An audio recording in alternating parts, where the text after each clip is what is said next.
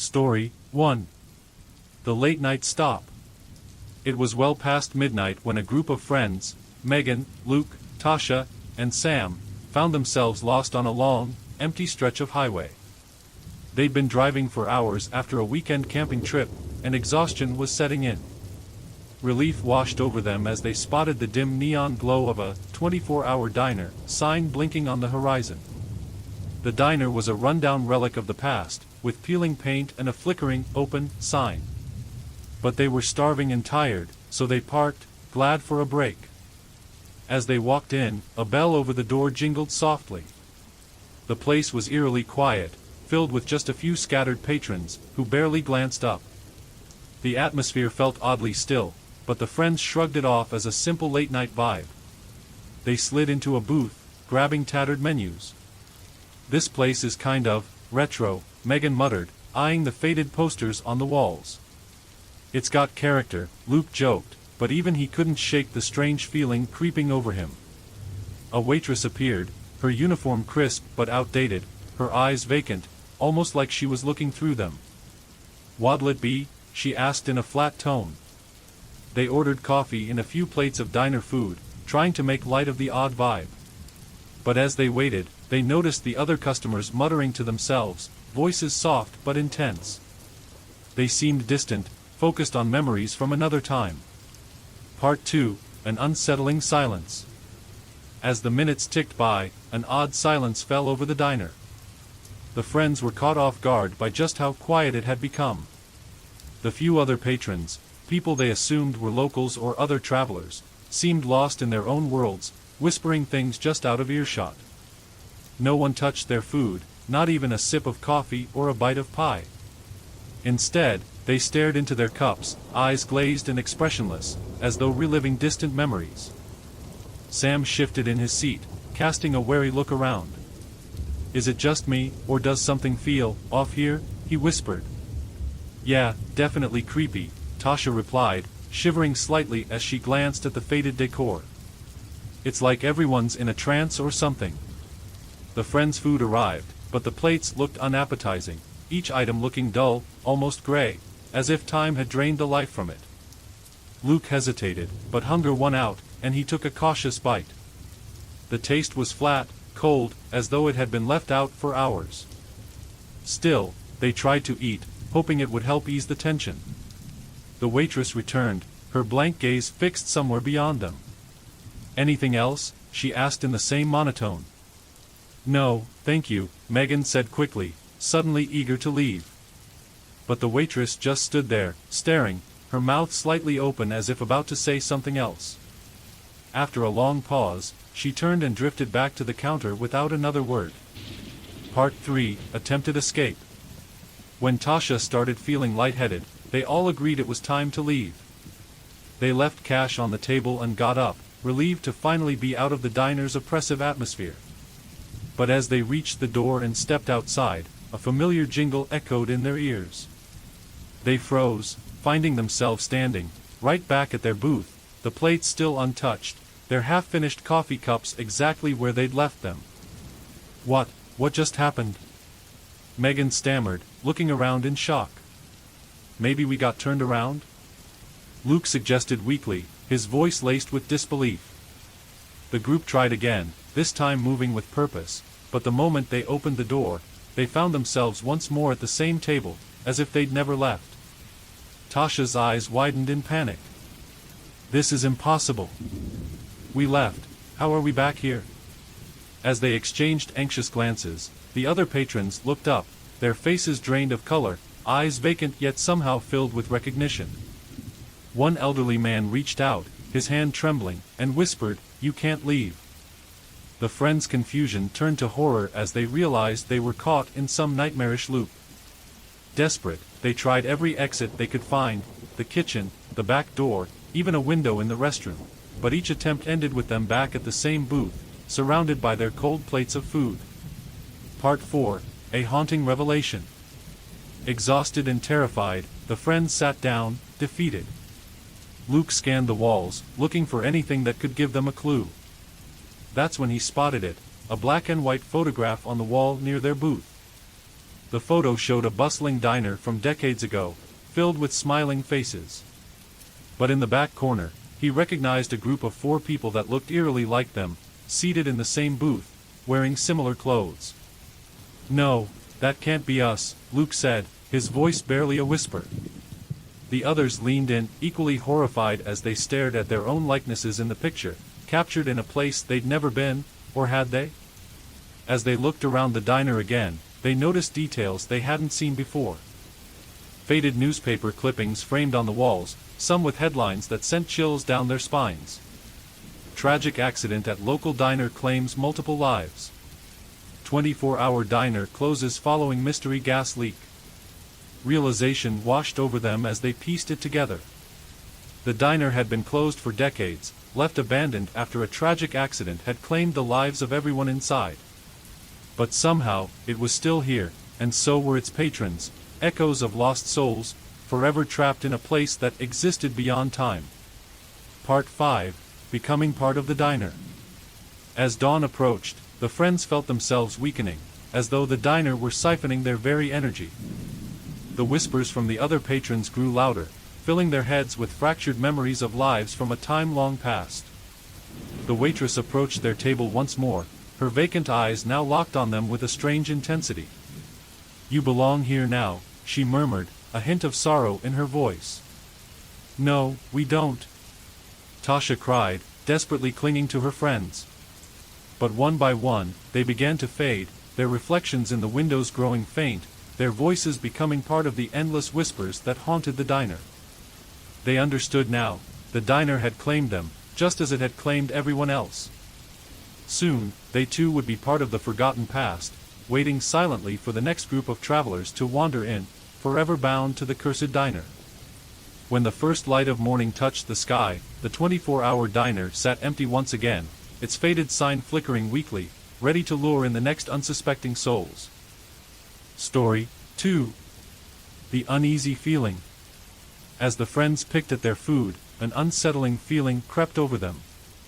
Tasha, in particular, looked pale and unsteady, leaning over the table and pressing her hand to her head.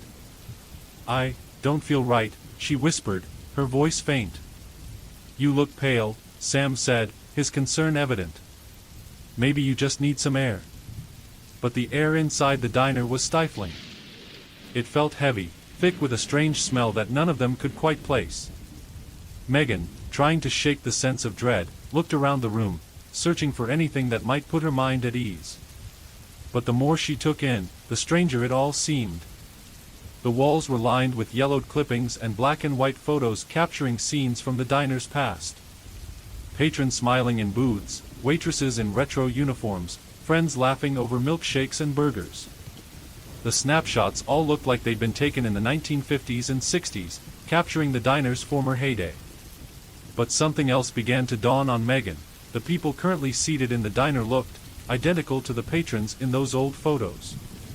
Their hairstyles, their clothes, even the way they held their coffee cups or hunched over the table, all seemed locked in a distant era.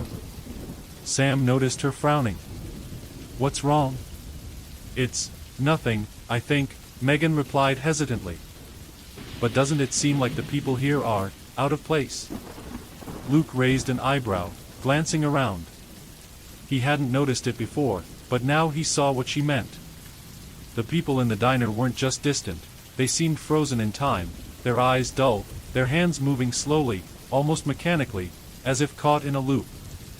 Just then, the waitress returned with their plates, setting them down with an air of robotic precision. Her name tag, barely readable beneath the scuffs and scratches, read Becky. Megan forced a smile. "Hey, how long has this place been open?" she asked, trying to make conversation. The waitress turned her hollow gaze on Megan, her face emotionless, her eyes almost lifeless. "Long enough," she murmured in a voice that felt like it was coming from somewhere far away. She turned and drifted back toward the counter without another word. A shiver ran down Megan's spine. The friends exchanged uneasy glances as they picked up their forks, hesitantly digging into the food. But something was wrong with the meal itself. The flavors were flat, the food cold, as though it had been sitting there for hours, or even days. "This is Off, Luke muttered, pushing his plate away. Sam nodded, swallowing hard. Maybe we should just get out of here, he said, his voice tense. But as they prepared to stand, an even stronger wave of dizziness washed over Tasha, and she sank back into her seat. The air around them seemed to thicken, the lights dimming as shadows gathered in the corners of the room. Every face in the diner turned slowly to watch them, eyes unblinking, empty gazes fixed on the friends with an intensity that made their skin crawl. The waitress, Becky, stood behind the counter, staring at them with a faint, ghostly smile. Leaving so soon? Story 3. Attempted escape. When Tasha's lightheadedness grew more intense, the group knew they had to leave. They hastily dropped cash on the table, ready to shake off the diner's suffocating atmosphere. As they walked toward the door, a collective sense of relief washed over them, thinking they were finally free. But as they stepped outside, the familiar jingle of the doorbell sounded again. They froze, the color draining from their faces as they found themselves, right back at their booth, the plates of untouched food and cooling coffee exactly where they'd left them. Megan's eyes widened. What just happened?" she whispered, her voice barely audible. Luke glanced around, desperate for an explanation. "Maybe we got turned around," he suggested, though even he didn't believe his own words. The group exchanged nervous looks before they tried again. This time, they walked purposefully toward the door, refusing to believe the unsettling déjà vu that had overcome them. But as they opened the door and crossed the threshold, the jingle sounded once more. They found themselves back at the table, as if they had never left. "This is impossible." Tasha's voice trembled with panic, her eyes darting around the room. "We left. We walked out." An eerie hush fell over the diner as they looked around, each friend feeling a growing sense of dread. One by one, the other patrons began to lift their heads, gazes fixed on the group with blank, lifeless stares that were unnervingly focused, as if seeing them for the first time. An elderly man at the counter extended a trembling hand toward them, his face pale and drawn. "You can't leave," he whispered, his voice a low, rattling murmur. Panic surged through them. They tried every exit they could think of, the back door, the kitchen entrance, even a small window in the restroom. Yet each attempt ended the same way, leaving them back at the booth with the uneaten plates and their untouched coffee cups. Megan's hands shook as she gripped the edge of the table, her voice barely a whisper. This can't be real." A strange hum filled the air, almost like an old radio tuning itself. The other patrons began muttering softly, voices overlapping in a cacophony of half-finished sentences, as if reliving memories. Words floated through the air, disjointed phrases from another time. "I was supposed to be home by now. Lost, just lost. We never made it." Sam looked around, horrified as he began to realize that these weren't just random strangers. These people were trapped, bound to the diner, just as they now seemed to be.